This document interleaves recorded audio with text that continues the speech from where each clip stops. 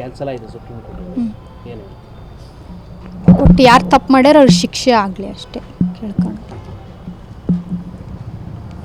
Bale ಸಿಗುತ್ತೆ ಅನ್ನೋ ಒಂದು ನಿರೀಕ್ಷೆಯಲ್ಲೂ ಕೂಡ ಅವ್ರು ಇದ್ದರು. ಅದಕ್ಕೆ ಫಾರಿನ್ ಎಲ್ಲ ಹೋದ್ರು, ಸಿಗುತ್ತೆ ಅನ್ನೋ ಒಂದು ಇದರಲ್ಲಿದ್ದರು. ಅದಕ್ಕೆ ಕ್ಯಾನ್ಸಲ್ ಆಗಿದೆ. ನ್ಯಾಯ ಸಿಕ್ಕಂತ ಆಗಿದೆಯಾ? ಕಾನೂನಲ್ಲಿ ಎಲ್ಲರೂ ಸಮಾನವಾಗಿ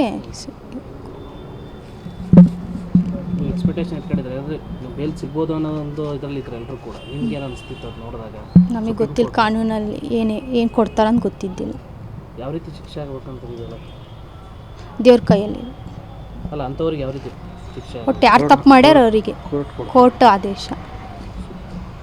ಸುಪ್ರೀಂ ಕೋರ್ಟ್ ಕೂಡ ಹೇಳಿದೆ ಬೇಗನೆ ಕೇಸ್ ಮುಗಿಸ್ಬೇಕಿದೆನ, ಬೇಗ ಅದೇನಿದೆ ಕೂಡ ಕ್ಲಿಯರ್ ಮಾಡ್ಬೇಕಂತೇಳಿ. ನೀವೇನು ಹೇಳ್ತೀರಾ? ಸುಪ್ರೀಂ ಕೋರ್ಟ್ ಯಾವ ರೀತಿ ಮನವಿ ಮಾಡ್ಕೊತೀರಾ?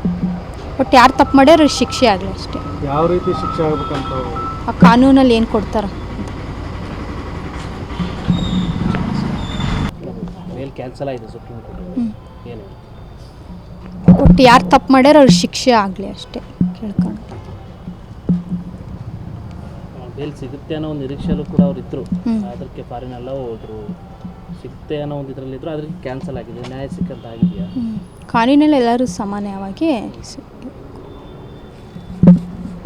ಎಕ್ಸ್ಪೆಕ್ಟೇಷನ್ ಇಟ್ಕೊಂಡಿದ್ದಾರೆ. ಅಂದರೆ ಬೇಲ್ ಸಿಗ್ಬೋದು ಅನ್ನೋ ಒಂದು ಇದರಲ್ಲಿ ಇದ್ರು ಎಲ್ಲರೂ ಕೂಡ. ನಿಮ್ಗೆ ಏನು ಅನಿಸ್ತಿತ್ತು ಅದು ನೋಡಿದಾಗ? ನಮಗೆ ಗೊತ್ತಿಲ್ಲ ಕಾನೂನಲ್ಲಿ ಏನು ಕೊಡ್ತಾರಂತ ಗೊತ್ತಿದ್ದಿಲ್ಲ. ಯಾವ ರೀತಿ ಶಿಕ್ಷೆ ಆಗ್ಬೇಕಂತ ಇದೆಯಲ್ಲ ದೇವ್ರ ಕೈಯಲ್ಲಿ ಅಲ್ಲ, ಅಂಥವ್ರಿಗೆ ಯಾವ ರೀತಿ ಶಿಕ್ಷೆ? ಒಟ್ಟು ಯಾರು ತಪ್ಪು ಮಾಡ್ಯಾರ ಅವರಿಗೆ ಕೋರ್ಟ್ ಆದೇಶ.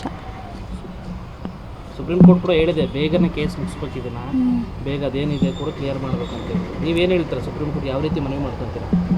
ಒಟ್ಟು ಯಾರು ತಪ್ಪು ಮಾಡ್ಯಾರ ಅವ್ರಿಗೆ ಶಿಕ್ಷೆ ಆಗಲಿ ಅಷ್ಟೇ. ಯಾವ ರೀತಿ ಶಿಕ್ಷೆ ಆಗ್ಬೇಕಂತ ಆ ಕಾನೂನಲ್ಲಿ ಏನು ಕೊಡ್ತಾರ?